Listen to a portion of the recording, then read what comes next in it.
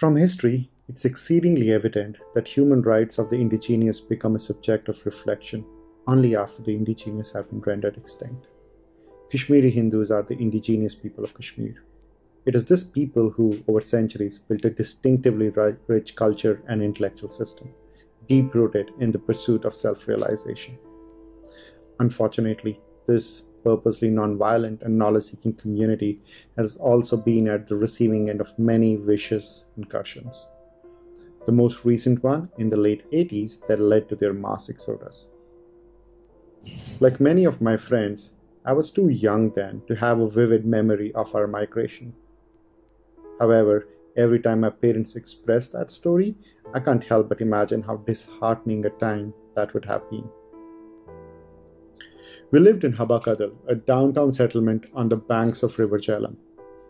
My grandfather and uncle ran a pharmacy, and that meant both of them were well known.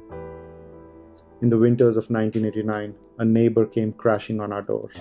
He had seen my uncle's name on the blacklist, a dreaded kill list that the terrorists published very frequently.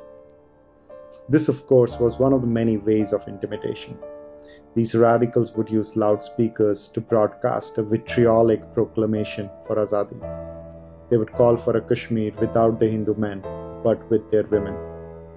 This brutal idea of Azadi was brazenly pronounced upon the ethnic minority. Anyways, after we found my uncle's name in the blacklist, most of our family left overnight for Jammu. My grandparents chose to stay back, perhaps hoping that things will improve soon and we will come back. One evening thereafter, they heard some unusual noise down in the street. As they were about to peek from the windows, gunshots went blazing through, followed by the same brazen call for Azadi. That was it for them.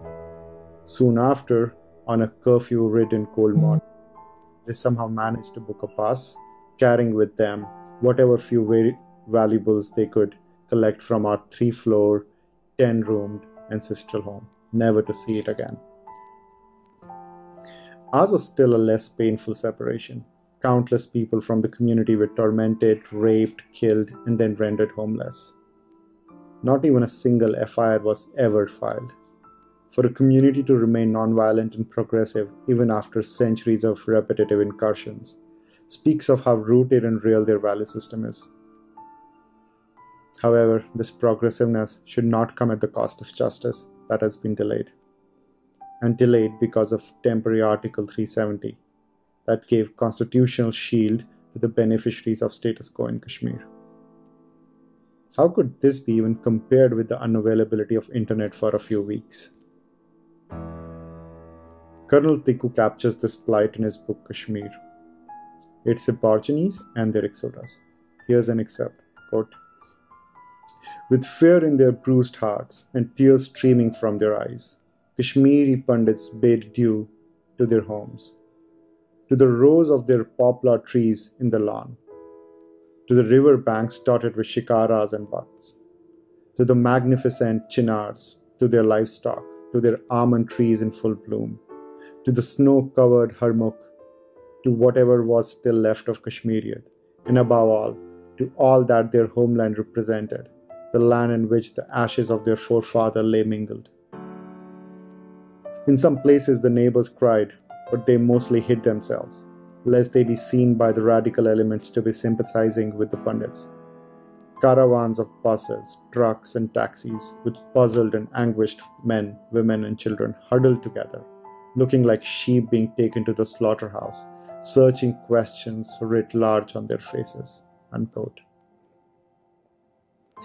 As the dust settles on the abrogation of the temporary Article 370 and the real process to restore normalcy starts, I have a few appeals to make. To all my fellow Indians, I appeal that for a moment you keep political inclinations apart and support your fellow citizens who have lived a life of continuous torment. Stand beside your country as we lead this fight for justice. Finally, to both domestic and international media houses, if you do not start any human rights debate about Kashmir without the gross violation of human rights that Kashmiri Hindus have seen in the last 700 years, you will be seen as impertinently biased and unethical. Remember, all price tagged opinions are as temporary as the Article 378 says. Thank you.